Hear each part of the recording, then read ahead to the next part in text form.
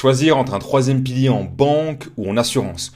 Aujourd'hui, peut-être que tu es encore un petit peu perdu sur ce troisième pilier si tu dois l'ouvrir avec la solution bancaire ou en assurance. Ou peut-être que tu as déjà une solution chez l'une de ces deux solutions, en banque ou en assurance, et tu n'as pas envie d'ouvrir chez l'autre, ou alors peut-être que tu hésites justement à ouvrir. Et aujourd'hui, j'aimerais vraiment qu'on voit en fait cette différence entre un troisième pilier en banque et en assurance. J'entends trop souvent dire qu'en assurance, on perd de l'argent, qu'il va falloir faire uniquement en banque, ou au contraire qu'on fait pas en banque, qu'en assurance on va avoir ce côté risque, et qu'en banque, du coup si on coupe un petit peu les vannes, on n'aura plus rien. Et l'objectif de cette vidéo, c'est de précisément voir en fait cette distinction entre le côté bancaire et assurance. Et je te montrerai vraiment à la fin une sorte de conclusion, un petit peu voilà ce que moi j'en pense réellement. Et je fais une parenthèse, je ne travaille pas pour une banque, je ne travaille pas, enfin je suis pas courtier, je travaille pas pour une assurance, c'est une vraie conviction personnelle que je te partage. Avant ça, on va voir simplement aussi du coup le rappel du fonctionnement des troisième piliers. Peut-être juste voir, voilà, tu vois, le système de retraite en Suisse, comment ça fonctionne concrètement ces trois piliers, et également quels sont les avantages, et je vais pas dire les inconvénients, mais un petit peu les contraintes. Je t'expliquerai pourquoi. Le rappel aussi du fonctionnement des assurances sociales en Suisse. Pourquoi? Parce que bien souvent, quand je discute avec des investisseurs ou d'autres personnes qui sont intéressées par ce côté troisième pilier, il y a cette grosse, j'ai pas envie de dire querelle ou comment dire ça, enfin cette grosse question de est-ce que je fais en banque ou en assurance, mais il n'y a jamais le côté en fait finalement de système d'assurance sociale en Suisse. Et pour que ce soit équitable et qu'on puisse comparer réellement en fait la partie bancaire assurance, tu verras qu'on est obligé au préalable de d'abord voir comment est-ce que fonctionne le système des assurances sociales ici en Suisse. Si tu tombes malade, si tu es en accident, comment est-ce que ça se passe? Comment tu es couvert? En fait, si on met de côté cet aspect-là et qu'on compare juste bancaire assurance, tu verras que on peut pas vraiment comparer. On compare deux choses qui ne sont pas comparables. Je me répète un peu, mais tu verras que quand ce sera plus clair, ce sera compréhensible. Ensuite, on verra concrètement, du coup, en troisième pilier en assurance, qu'est-ce que ça implique? Un troisième pilier en banque, qu'est-ce que ça implique? Tu verras que je te préparerai un petit schéma juste pour voir si concrètement maintenant tu investis 7000 francs dans une solution ou 7000 francs dans une autre solution. Qu'est-ce que ça va vraiment se passer? Je prends 7000 francs exprès parce que tu verras, c'est des chiffres relativement simples, même si aujourd'hui, du coup, en 2025, on peut déduire jusqu'à 7258 francs. Donc, le rappel du fonctionnement du troisième pilier en Suisse, simplement, ça c'est notre système de retraite aujourd'hui. Ce schéma, comment l'interpréter? Il faut se visualiser du coup à un an de la retraite.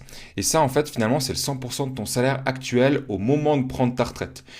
Ta retraite, elle sera reposée sur trois piliers. Il y en a en tout cas deux sur lesquels c'est sûr. C'est donc l'AVS et la LPP, c'est le premier et deuxième pilier. Donc l'AVS, c'est l'assurance vieillesse et survivant. L'objectif, c'est de garantir ton minimum vital quand tu arrives à la retraite. Le deuxième pilier, c'est la LPP, la loi sur la prévoyance professionnelle.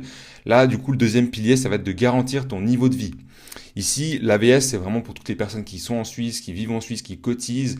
Elles auront ce premier pilier. La LPP, ça va dépendre aussi si tu es indépendant, si tu es salarié. Si tu es salarié, vous pouvez prendre deux personnes du même âge, du même revenu. Elles auront deux deuxièmes piliers qui seront différents. Pourquoi? Parce que la LPP, la caisse de pension, est vraiment liée à chaque employeur. Donc c'est un petit peu particulier puis personnel au cas par cas. Et si on prend uniquement ce premier et deuxième pilier, quand on arrive à la retraite en Suisse, selon alors l'OFSP, ces chiffres je ne les sors pas de mon chapeau, donc l'Office fédéral de la statistique, on a en moyenne 60% de son dernier revenu quand on arrive à la retraite. C'est pour ça que la Confédération a mis à disposition la possibilité d'ouvrir ce qu'on appelle un troisième pilier. C'est donc ce que tu vois ici, et j'ai bien mis le 3A parce que c'est le troisième pilier lié au système de retraite. Je te fais un bref explicatif là, en différence entre 3A et 3B. C'est pas le sujet de la vidéo, mais c'est juste voilà une petite information que je vais te donner. Mais en gros, le troisième pilier, l'objectif, c'est d'avoir un certain confort de vie quand tu arrives à la retraite. Pour vraiment ne pas avoir un gros impact, tu vois que si tu passes de 100% de ton salaire à quasiment divisé par deux, ça va te faire un choc. Et l'objectif avec le troisième pilier, si tu t'y prends assez à l'avance, si tu l'investis, dépend toujours aussi les montants. Enfin, c'est très personnel. Mais l'objectif, c'est d'aller chercher 80% de ton dernier revenu à la retraite, voire pourquoi pas aller chercher le 100% de ton revenu. Donc ça, c'est le fonctionnement aujourd'hui du troisième pilier ici en Suisse. Les avantages, c'est que du coup, tu vas pouvoir financer l'achat de ta résidence principale. Tu peux également devenir indépendant. Tu peux prendre le montant de ton troisième pilier et te lancer alors en raison individuelle. pas en SARL, pas en SA. Tu peux récupérer l'argent si tu décides de quitter la Suisse définitivement et tu peux également faire des déductions fiscales. Donc aujourd'hui en 2025 c'est 7258 francs. Ça ne veut pas dire que tu vas payer 7258 de moins d'impôts, c'est-à-dire que sur ton revenu tu vas déduire ce montant et tu seras imposé sur un montant inférieur. Les contraintes, tu verras que j'ai pas mis inconvénient, c'est que vraiment les contraintes, c'est que finalement l'argent est bloqué. Donc si tu n'utilises pas cet argent pour les solutions qu'on vient de voir juste ici, eh bien l'argent que tu mets dans ton troisième pilier, tu ne pourras pas l'utiliser avant tes 65 ans ou 62, 63 ans si tu prends une retraite anticipée. Mais donc c'est vraiment de l'argent qui est bloqué et tu verras ici je t'ai mis la différence entre le 3A et le 3B. Ici sur le système de retraite et ce qu'on va aborder aujourd'hui c'est vraiment du troisième pilier A, ce qu'on appelle du troisième pilier lié. Pourquoi ? Parce que c'est vraiment ce qui correspond à ces trois critères qu'on vient de décrire et également la différence c'est que principalement le 3B on ne peut pas déduire aux impôts ce qu'on met dans un 3B sauf sur le canton de Genève et de Fribourg. Donc tu vois c'est encore un petit peu plus particulier puis ça dépend où tu résides. Donc maintenant que ça c'est vu, le rappel du fonctionnement des troisièmes piliers, on va juste voir comment fonctionnent les assurances sociales ici en Suisse. Parce que tu verras que du coup pour cette comparaison assurance bancaire, on est obligé de passer par là. Donc aujourd'hui, si tu es en incapacité de gain suite à une maladie ou un accident, et quand je te parle d'incapacité de gain, c'est-à-dire que tu ne peux plus travailler jusqu'à 65 ans, tu vas devoir, malheureusement, tu as un accident et tu es en chaise roulante, ou bien les maladies, ça peut être une dépression, un burn-out, ce genre de choses, vraiment quelque chose de sévère qui t'empêche de travailler jusqu'à la fin de ta vie. On va voir comment ça se passe ici en Suisse, comment tu es couvert au niveau des assurances sociales, pour pouvoir ensuite vraiment comparer cette partie assurance bancaire. Ici, je t'ai pris un graphique. Alors, on est sur un cas de maladie. Tu verras que si on se penche sur un cas accident, ce sera encore un petit peu différent. J'ai pris volontairement le cas maladie. Pourquoi ? Parce qu'en Suisse, on est moins bien couvert en maladie qu'en accident. 9 cas sur 10, c'est principalement de la maladie.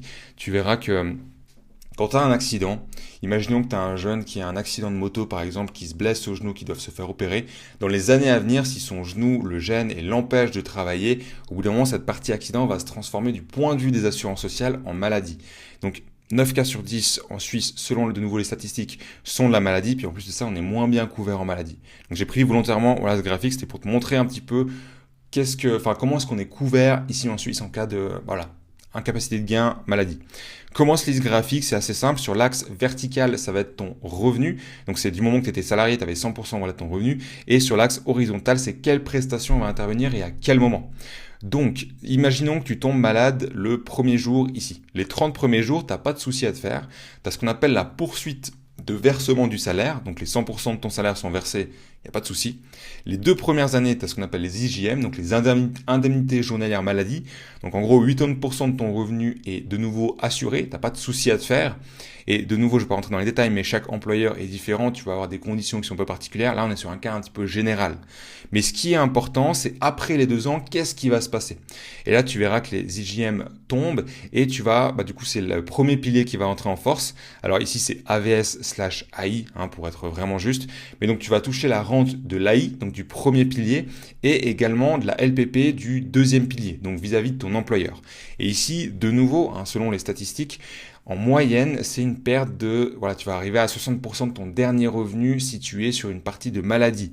Et toute la partie ici qu'on voit en rouge, finalement, c'est la lacune que tu pourrais avoir si tu tombes malade définitivement. Et tu verras que le contrat en assurance, il a cette particularité où on peut inclure dans le contrat ce qu'on appelle des rentes. Et en fait, ces rentes, elles vont venir combler cette partie de la lacune pour atteindre 80% de ton dernier revenu. Ou alors peut-être 90% ou 100%. Ça dépend toujours un petit peu de ta situation, de tes objectifs aujourd'hui, de où tu en es, ce que tu souhaites aussi protéger finalement, si tu as une famille, des enfants, ce genre de choses. Est-ce que toi, avec 80% de ton revenu, tu serais serein ou au contraire, il te faut 100%? C'est très après personnel et là, je ne peux pas vraiment faire du généraliste et du cas par cas. Mais donc voilà un petit peu comment fonctionne le système des assurances sociales en Suisse si tu tombes malade. Et à savoir que la partie accident, on a un peu mieux couvert. Ce ne sera pas la LPP ici, ce sera la LAA, la loi sur l'assurance accident. Mais ça reste le même schéma. Pour les 2 premières années, tu es assuré. Et ensuite, tu as le premier et puis la partie accident qui va te prendre en compte. Et si tu n'as pas mis en place de 3e pilier en assurance, tu te couvres pour une partie d'un risque, eh bien finalement, tu vas rien avoir. Et tu seras sur ce schéma où il y a une grosse perte de revenus. Donc, ça, maintenant que c'est expliqué, on va pouvoir se pencher sur concrètement la partie assurance que ça implique, la partie bancaire, et vraiment faire une comparaison des deux qui est vraiment juste. Donc du coup, la partie troisième pilier en assurance, qu'est-ce que ça implique? Finalement, tu vas pouvoir mettre ce qu'on appelle du coup des rentes ou des capitaux en cas d'accident ou de maladie. Donc les rentes, c'est ce qu'on l'a vu, c'est ce qui va venir combler en fait cette lacune pour que tu atteignes 80% de ton dernier revenu, 90 ou 100% en fonction de ta situation. Tu vas pouvoir aussi mettre des capitaux. Alors, on n'en a pas parlé ici, mais les capitaux, ça va principalement être utile si, imaginons que tu es aujourd'hui marié, tu as une femme, vous avez un bien immobilier. Si malheureusement tu viens à décéder et que ton épouse, pour pas qu'elle soit contrainte de vendre le bien immobilier, si toi tu étais le revenu principal du foyer, eh bien il y a un capital, donc c'est une somme d'argent en une fois qui est versée à madame pour ne pas qu'elle soit contrainte voilà, de simplement vendre le bien immobilier. Ça c'est des choses qu'on peut mettre en place dans des contrats en assurance et qui sont vraiment après, tu vois comment tu modules en fait un contrat d'assurance, c'est vraiment au cas par cas. Tu peux investir dans des solutions en ETF ou en fonds actifs. Ici, c'est le point sur lequel j'entends à chaque fois qu'en troisième pilier en assurance, on va perdre de l'argent. Et les gens pensent qu'en fait, c'est dans les frais que ça va partir. Et du coup, on va être péjoré au niveau des investissements qu'on va faire via un troisième pilier en assurance. Je vais vraiment mettre l'accent là-dessus, c'est que la solution d'investissement que tu vas sélectionner sur ton compte troisième pilier bancaire ou troisième pilier assurance, elle est identique. Elle va évidemment changer en fonction de la compagnie sur laquelle tu te diriges, de la banque sur laquelle tu te diriges, mais tu as la possibilité aujourd'hui en 2025 d'investir via des ETF sur un troisième pilier en assurance et via des ETF sur un troisième pilier en banque. C'est faux de dire que tu perds de l'argent parce que la solution d'investissement n'est pas adaptée et que c'est cette solution d'investissement qui va te ronger des frais. C'est complètement faux. C'est du coup la partie des risques. Je vais te montrer vraiment après avec le schéma pour que tu comprennes vraiment cette distinction. Un autre élément, du coup, de la partie troisième pilier en assurance, c'est le côté de la libération des primes.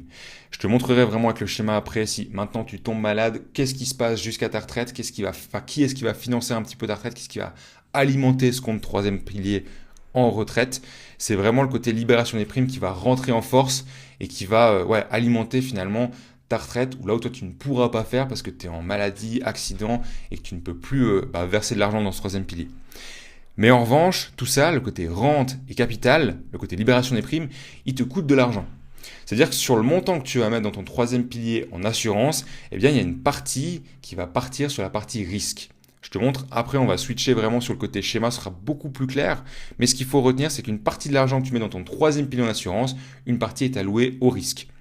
Et souscrire à une assurance en étant jeune et en bonne santé, c'est une excellente idée. Pourquoi? Parce que cette partie risque, en fait, tu vas la payer en fonction de ton état de santé. C'est-à-dire que si aujourd'hui tu es, tu dois remplir donc un questionnaire de santé pour cette partie risque, et plus tu es à risque, donc si tu es fumeur, si tu as un sport à risque, tu fais du saut en parachute tous les week-ends, plus la part risque, en fait, elle va te coûter cher. Donc si tu prends un jeune qui a 20 ans, qui s'est jamais fait opérer, qui est en pleine forme, qui est pas fumeur, ou tu prends une personne de 40 ans qui a déjà eu des soucis de santé, qui est fumeur et puis qui fait du saut en parachute ou des choses comme ça, eh bien finalement la partie risque va coûter plus cher pour le deuxième profil que pour le premier. Donc souvent, faire un troisième pilier en assurance quand en plus on est des jeunes et en bonne santé, c'est un avantage parce que la partie ici, elle va te coûter beaucoup moins cher et tu vas justement pouvoir capitaliser sur le côté investissement. Ça, c'est pour la partie troisième pilier en assurance. Maintenant, la partie du coup troisième pilier en banque, qu'est-ce que ça implique? Donc la solution d'investissement en ETF et en fonds actifs, comme je te l'ai dit, c'est exactement la même que pour la partie troisième pilier assurance. À savoir que vraiment chaque compagnie, chaque bancaire aura ses propres solutions qui seront différentes, mais tu peux autant investir sur un ETF en banque que sur un ETF en assurance. Ça, c'est vraiment un point sur lequel il faut mettre les choses au clair. C'est tout le temps ce que j'entends quand on me dit qu'avec un troisième pilier en assurance, on perd de l'argent. On imagine que c'est les frais qui sont grignotés puis la solution d'investissement qui n'est pas jouable, alors que c'est complètement faux. Tu es totalement libre dans les montants consacrés au troisième pilier. Ça, c'est aussi un côté où finalement, sur le contrat, la partie troisième pilier en assurance, tu vas signer un contrat avec la compagnie d'assurance. C'est-à-dire, la compagnie va s'engager à verser des rentes, des capitaux, à libérer la prime s'il t'arrive quelque chose, mais en contrepartie, toi, tu vas t'engager du coup à verser un tel montant pour les prochains mois, les prochaines années, jusqu'à ta retraite. Donc finalement, si tu t'engages à verser 500 francs par mois sur ton compte troisième pilier en assurance et qu'après un an, malheureusement, tu as une situation financière un petit peu plus délicate, tu perds ton job ou ce genre de choses et que tu ne peux plus verser ces 500 francs, eh bien tu t'es engagé à les verser et tu vas devoir les verser. Ça, c'est la théorie, parce qu'en pratique, chaque contrat d'assurance a la possibilité de faire ce qu'on appelle de geler finalement une année, 3 ans, ça dépend toujours de la compagnie, mais tu peux geler en fait ton contrat pendant 1 an, 3 ans, histoire de pouvoir te remettre un petit peu à flot ou dans une situation financière beaucoup plus stable. Mais donc ce qu'il faut juste retenir, c'est que le parti troisième pilier en assurance, c'est un contrat, tu t'engages à verser un certain montant et tu vas devoir le verser dans les grandes lignes. Et le côté vraiment troisième pilier en banque, il n'y a pas de contrat, c'est toi qui verses le montant que tu veux. Alors ça a des avantages inconvénients parce que la partie assurance, ça va te forcer à être rigoureux puis à vraiment prendre au sérieux ce côté retraite. Et le côté bancaire, ça va être beaucoup plus selon en fait ta rigueur de est-ce que tous les mois je veux vraiment mettre pour mon troisième pilier ou j'y mets quand j'y pense, quand j'ai un petit peu d'argent et finalement en fait quand je me retrouve à la retraite, j'ai pas autant que ce que j'aurais voulu avoir parce que j'ai pas eu cette rigueur tout au long de ma vie. Donc tu vois, tu as un petit peu des avantages inconvénients, tu es autant libre, c'est-à-dire que si vraiment tu as la même situation financière compliquée que pour la partie assurance, eh bien finalement que le troisième pilier banque, tu stoppes complètement tes 500 francs par mois et il n'y a personne qui va te demander, écoute, tu t'étais engagé, là il faut les verser. Donc tu es libre, ça a des avantages, inconvénients, mais ça après c'est aussi très au cas par cas. Et surtout, pour le côté du coup maladie ou accident, et bien finalement si tu tombes malade, que tu as un accident malheureusement, et bien tu as absolument rien. C'est-à-dire que si tu cesses d'alimenter ton troisième pilier en banque, alors finalement tu n'as absolument rien. Et ça c'est vraiment j'ai pas envie de dire le gros inconvénient de la partie troisième pilier en banque, parce qu'il y a aussi des avantages, mais c'est vraiment le gros point de comparaison, c'est que la partie bancaire, s'il t'arrive quelque chose, tu n'as rien. La partie assurance, s'il t'arrive quelque chose, tu es couvert. Et c'est vraiment sur cet aspect-là que la comparaison troisième pilier bancaire ou assurance doit se faire. Maintenant, on va juste switch sur l'écran. Je vais te montrer concrètement si aujourd'hui tu décides de mettre 7000 francs par an, sur le côté bancaire ou assurance, qu'est-ce que ça implique concrètement. Voilà, donc on se retrouve directement sur le schéma. Tu vois, je voulais juste mettre, donc si aujourd'hui tu es du coup à la banque et que tu vas investir via un troisième pilier bancaire, qu'aujourd'hui tu as du coup 18 ans, simplement tu vas alimenter du coup ton troisième pilier en banque. Admettons maintenant que tu as à 31 ans malheureusement un accident, une maladie, quelque chose qui t'empêche de pouvoir travailler jusqu'à la retraite, donc jusqu'aux 65 ans, en tout cas en 2025 c'est l'âge légal à laquelle il faut prendre la retraite. En fait, toute cette partie, finalement, elle ne sera pas alimentée. Parce que du coup, le troisième pilier en banque, c'est vraiment, le schéma, il est simple. C'est que si toi, tu alimentes ton troisième pilier en banque, c'est OK, il va grossir dans le temps. Mais du moment que tu coupes les vannes, que ce soit volontaire, parce que voilà, tu manques de rigueur, que tu as envie d'allouer ces montants que tu mettais tous les mois à autre chose, des vacances ou peu importe, ou au contraire que tu sois contraint de couper cette vanne parce que malheureusement il t'arrive un accident, quelque chose que tu ne puisses plus travailler, eh bien en fait toute la partie qui te sépare du moment là jusqu'à la retraite, ce sera pas du tout alimenté et finalement si tu ne mets rien, il n'y a rien à la fin quoi. Il y aura uniquement cette première partie, mais qui ne sera pas forcément suffisante. Au contraire, du coup, la partie, cette fois assurance, si tu commences le même scénario, de nouveau à 18 ans, à commencer à investir via un troisième pilier en assurance, donc tu alimentes toi ton troisième pilier en assurance, à partir de 31 ans, même cas, tu as malheureusement un accident, une maladie ou autre qui t'empêcherait de travailler jusqu'à tes 65 ans du coup, et bien en fait, toute cette partie 31 ans, 65 ans, c'est finalement l'assurance qui va prendre le relais avec du coup ce qu'on a vu l'assurance, la libération des primes. Donc eux, ils vont rentrer en force cette partie-là. Alors, c'est après les 2 ans, tu vas devoir montrer des justificatifs, donc des certificats médicaux. Il y a un processus. Mais ce qu'il faut retenir, c'est que vraiment, à partir du moment où tu es en invalidité, maladie ou accident, c'est l'assurance qui prend le relais avec, du coup, l'assurance libération des primes. Et finalement, cette partie-là, c'est l'assurance qui va financer un petit peu ton troisième pilier, ta retraite. Et en plus de ça, si dans le contrat d'assurance, toi, j'ai pas envie de dire négocier, parce que c'est pas une négociation, mais si tu as inclus des rentes, des capitaux ou autres, eh bien, toute cette partie 31 ans, 65 ans, finalement, tu vas avoir des rentes qui vont être versées. Si tu sais, dans le graphique qu'on a vu avant, tu avais 60% de ton revenu, que, admettons, il te manquait 500 francs par mois pour arriver à 80% de ton revenu, que c'est ce que tu as décidé d'inclure dans ton troisième pilier en assurance, et que ta rente aujourd'hui est de 500 francs, tac, et bien simplement, à partir de 31 ans, les 500 francs sont versés mensuellement, plus tu as du coup la libération des primes qui vient te garantir qu'à la retraite, eh bien, tu as vraiment un montant qui est décent, qui est important. Donc ça, c'est un petit peu les deux schémas de si tu alimentes finalement ton troisième pilier en banque ou en assurance, la partie bancaire, si tu coupes les vannes, il n'y a plus rien. La partie assurance, tu as au moins le risque qui est couvert. C'est-à-dire, peu importe ce qui t'arrive durant toute ta vie, tu sais que ta retraite, je vais mettre des guillemets, mais elle n'est pas vraiment safe parce que forcément ça va dépendre d'autres facteurs. Le premier, le deuxième pilier, les montants, c'est très cas par cas et personnel. Je peux rester très généraliste et puis je pense que tu comprends un petit peu l'idée. Mais au moins ta retraite, elle est garantie. Dans le sens, tu es au moins sûr que peu importe ce qui t'arrive, tu auras quelque chose à la fin qui sera décent. Et je voulais te prendre aussi du coup un exemple concret. Tu vois, je t'ai pris 7000 francs. Alors du coup, ouais, en 2025, c'est 7258. Mais pour que les proportions, enfin les calculs soient beaucoup plus simples, on prend 7000 francs. Imaginons qu'en 2025, tu mets 7000 francs sur ton troisième pilier en banque. Eh bien, simplement, tu peux avoir encore des solutions. Tu vois, 50% par exemple investi, 50% épargne. Là, on va pas rentrer dans le détail aujourd'hui, mais ça va dépendre de ton profil d'investisseur, de ta stratégie, ta capacité d'absorption au risque. Mais on va rester sur quelque chose de plutôt safe, donc secure. Ça veut dire que sur les 7000 francs que tu vas investir, 50% ce sera investi, 50% ce sera épargné. Donc c'est assez simple, hein, c'est 3005 du coup investi, 3005 du coup c'est parti sur de l'épargne, c'est relativement simple. En revanche, pour la partie assurance, et c'est là que du coup j'entends à chaque fois me dire que la partie assurance, on perd de l'argent, etc. Et c'est ça qui est mal compris, c'est la partie risque que tu vas payer. Donc même cas, tu prends 7000 francs, tu les investis dans un troisième pilier en assurance, on va prendre exactement le même principe, donc tu mets 50% investi, 50% épargne. Eh bien, en fait, tu n'auras pas 3005 et 3005. Simplement, pourquoi? Parce que tu as du coup une part risque. Alors, ici, les 1000 francs que tu mettrais par année dans la part risque, ils sont trop élevé. Hein. Ok, c'est pas représentatif d'une vraie situation. Si tu mets 7000 francs par année et que tu as 1000 francs sur la part risque, c'est pas vraiment représentatif.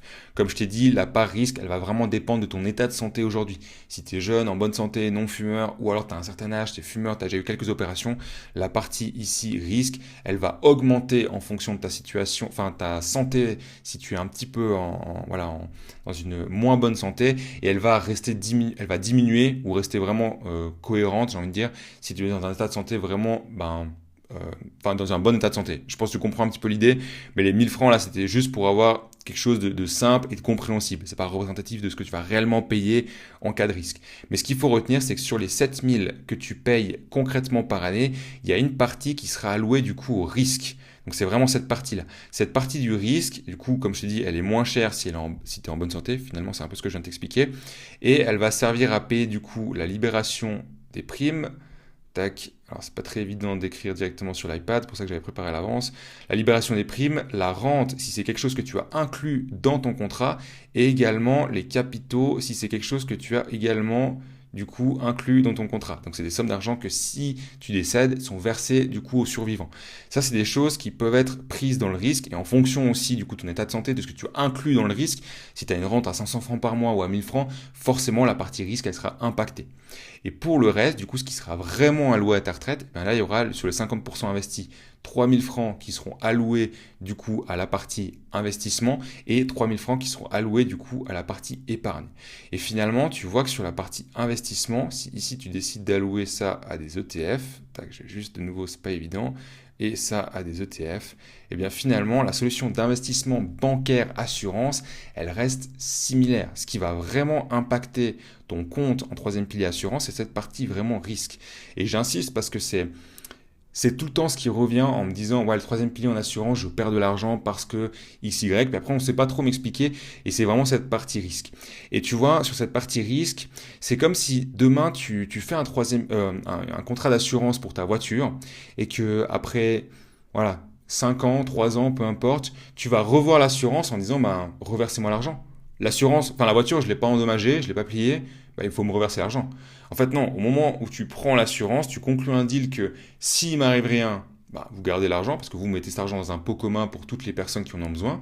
Mais s'il m'arrive quelque chose, vous m'indemnisez. Là, c'est le même principe. Cette partie risque, tu la payes pour dire s'il m'arrive une maladie ou un accident, c'est vous qui vous occupez de moi. Donc, c'est ce qu'on voit ici. Hein, on est vraiment dans ce scénario.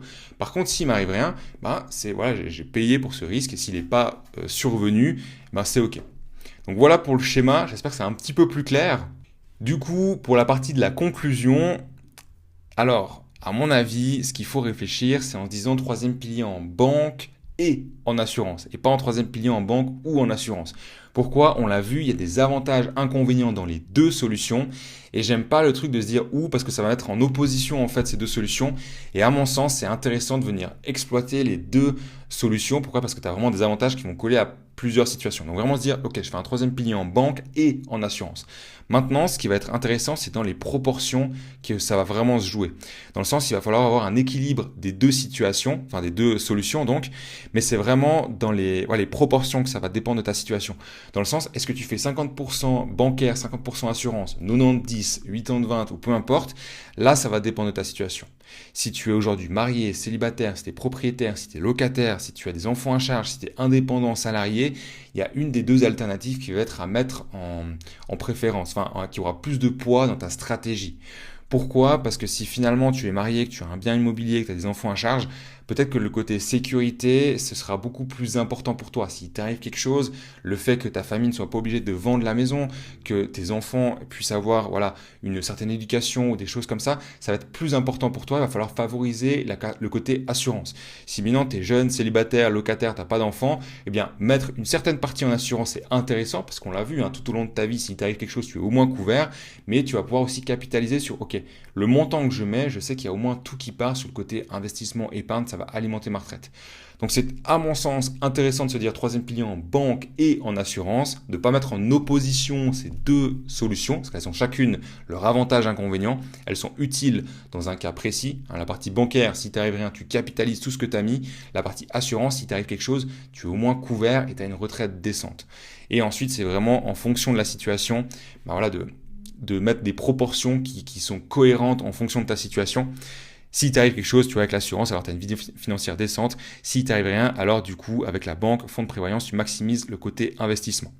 Et en cas d'achat immobilier, là, je voulais juste mettre une petite parenthèse parce que du coup, en cas de résidence principale, le côté troisième pilier en assurance, tu peux faire ce qu'on appelle, quand tu achètes un bien immobilier, tu fais ce qu'on appelle un achat indirect ou direct. Et le côté troisième pilier en assurance te permet de faire du coup de l'indirect.